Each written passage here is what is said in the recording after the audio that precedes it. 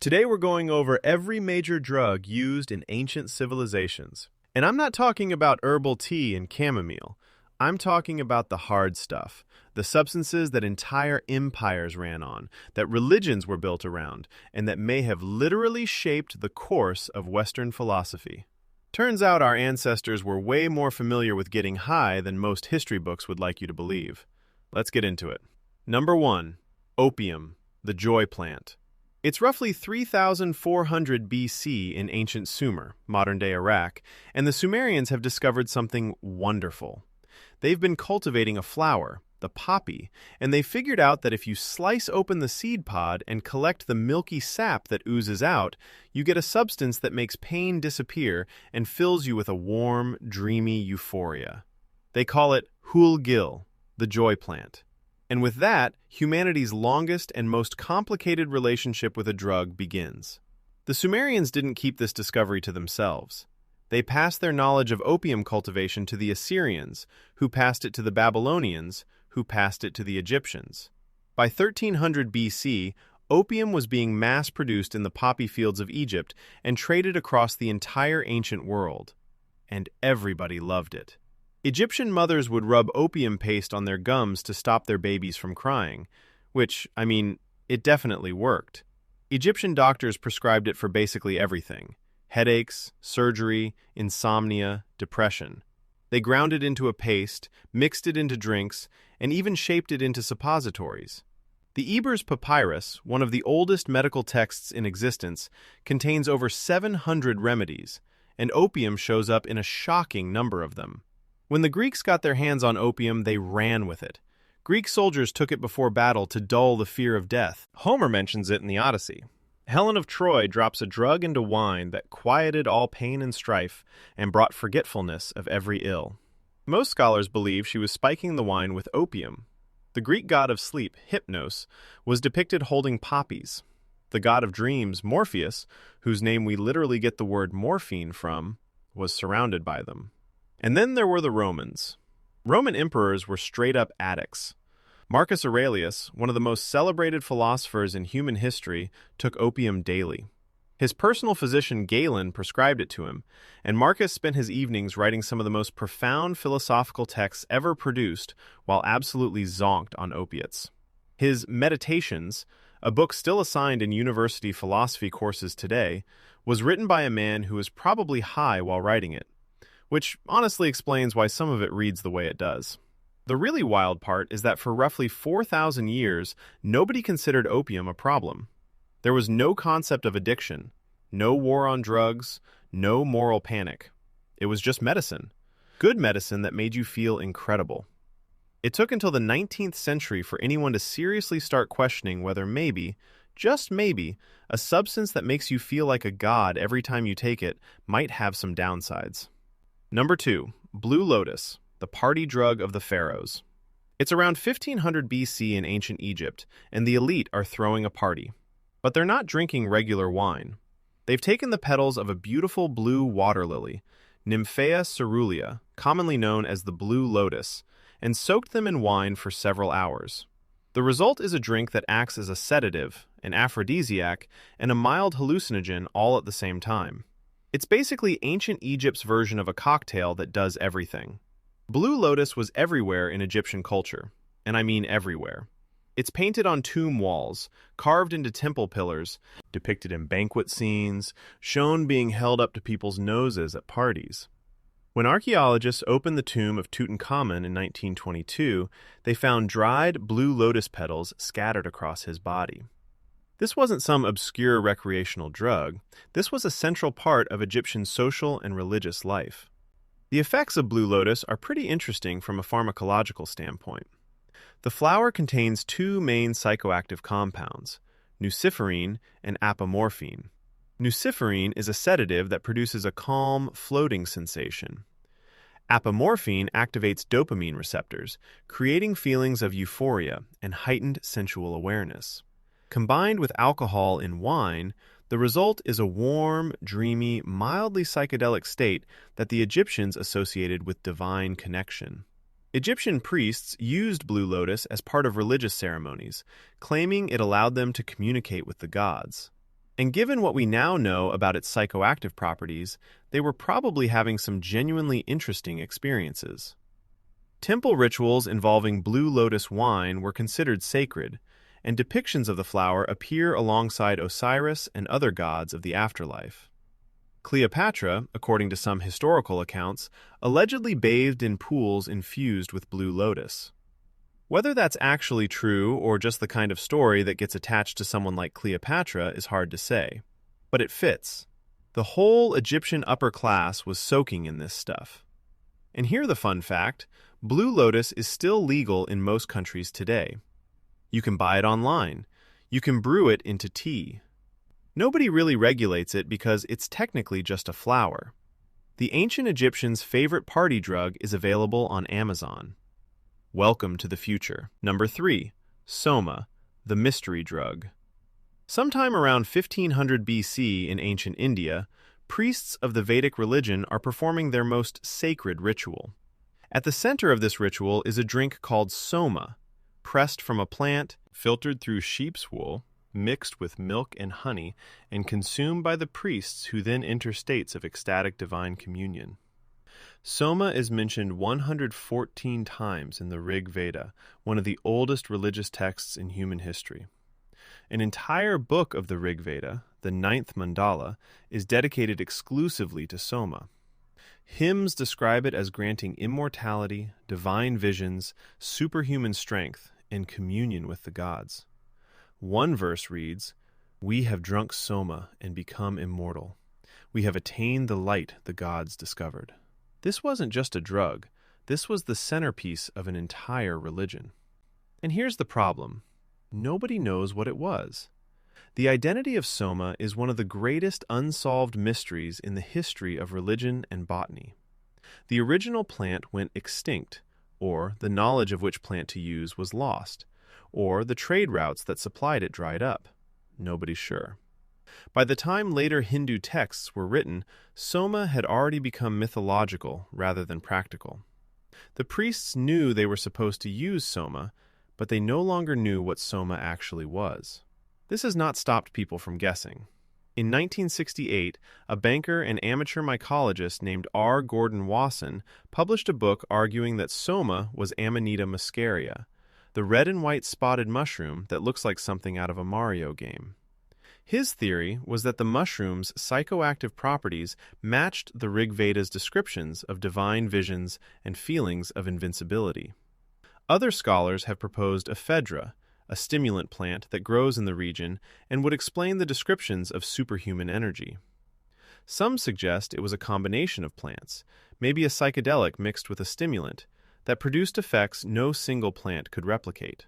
Others have gone even more exotic, suggesting Syrian rue, cannabis, or plants that no longer exist in their original form. The truth is, we may never know. The most important drug in ancient religious history, a substance that an entire civilization built their spiritual practice around, and its identity is a complete mystery. Somewhere out there is a plant that made people feel like gods, and we lost it. Number 4, Henbane, the berserker drug. It's the 9th century AD somewhere in Scandinavia, and a band of Viking warriors is preparing for battle. But these aren't regular warriors. These men have stripped naked, painted themselves, and are currently biting their own shields while howling like animals. Their eyes are dilated to the size of dinner plates. Some of them are foaming at the mouth. They feel no pain. They feel no fear. They are about to charge into an enemy army like rabid wolves, and they cannot wait. These are the berserkers, the most feared warriors in the Viking world. And there's a growing theory that their legendary battle rage wasn't purely psychological. It was pharmacological. And the drug in question was henbane. Henbane, or Hyoscyamus niger, is a deliriant. Unlike hallucinogens, which distort reality, deliriants replace reality entirely. Users experience full-blown hallucinations that they cannot distinguish from the real world. They feel invincible. They feel no pain. And in many cases, they become extremely aggressive. The plant contains tropane alkaloids, hyoscyamine, and scopolamine, that in the right doses produce exactly the kind of behavior described in the sagas. Uncontrollable rage, immunity to pain, superhuman strength, or at least the absolute conviction that you have superhuman strength, which, in a battle situation, amounts to the same thing. Some researchers have found henbane seeds in Viking graves and at settlement sites, suggesting it was widely available and commonly used. Norse shamans, called vulvas and seithmother, also used henbane in their rituals. They'd burn the seeds and inhale the smoke, or brew them into a drink, entering trance states where they believed they could travel between worlds. Celtic druids reportedly did the same. And here's where it gets really interesting. One of the side effects of henbane is the sensation of flying. Users consistently report feeling like they've left the ground and are soaring through the air. Some scholars have linked this directly to medieval witch legends, the idea of witches flying on broomsticks. The theory goes that so-called witches were actually women who had been using henbane-based ointments applied to the skin or to mucous membranes using a staff or stick. The flying sensation became the legend of witches on broomsticks. The broom was just the delivery mechanism. So a single plant may be responsible for both the most terrifying warriors in medieval history and the most enduring image of witchcraft. Not bad for a weed that grows in ditches. Number 5. Ergot, the fungus that built philosophy and burned witches. And finally, we arrive at perhaps the most consequential drug in ancient history. Not because it was the most powerful or the most popular, but because its influence may have shaped both the foundation of Western philosophy and one of the most infamous events in American history. This is ergot. Ergot is a fungus, Claviceps purpurea, that grows on grain, particularly rye. It produces dark, purplish-black growths called sclerotia that replace the grain kernels. If you eat contaminated bread or grain, the ergot alkaloids enter your bloodstream. And what happens next depends entirely on how much you consume. In small doses, ergot produces mild euphoria, vivid hallucinations, and a sense of profound spiritual connection. In larger doses, it causes violent convulsions, terrifying hallucinations, a burning sensation in the limbs, gangrene, and death. The chemical reason for this range of effects is that ergot contains lysergic acid, the same compound that Albert Hofmann would later synthesize into LSD in 1938. Ergot is, quite literally, natural acid.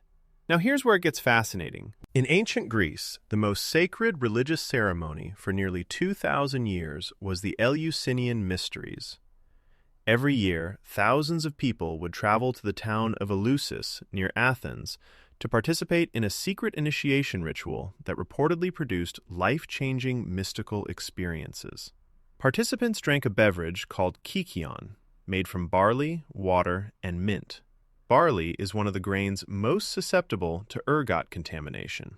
In 1978, scholars Albert Hofmann, yes, the same guy who invented LSD, along with R. Gordon Wasson and Carl Ruck, published a book arguing that kykeon was deliberately spiked with ergot. The priests at Eleusis, they argued, had figured out how to extract the psychoactive compounds from ergot while filtering out the toxic ones, creating a controlled psychedelic experience for initiates. The participant list for the Eleusinian Mysteries reads like a who's who of ancient philosophy. Plato participated, Socrates participated, Aristotle participated, Marcus Aurelius participated. All of them were sworn to absolute secrecy about what happened inside the ritual, on pain of death. Whatever they experienced was so profound that it influenced their entire philosophical worldview. And if the ergot theory is correct, it means that the foundational thinkers of Western civilization may have developed their ideas about the nature of reality, consciousness, and the divine while tripping on ancient LSD. Now, fast forward about 2,000 years to 1692 in Salem, Massachusetts. A group of young girls begin having violent seizures, screaming about invisible tormentors, hallucinating demons, and contorting their bodies in ways that terrify the deeply religious Puritan community. The townspeople conclude that the girls have been bewitched.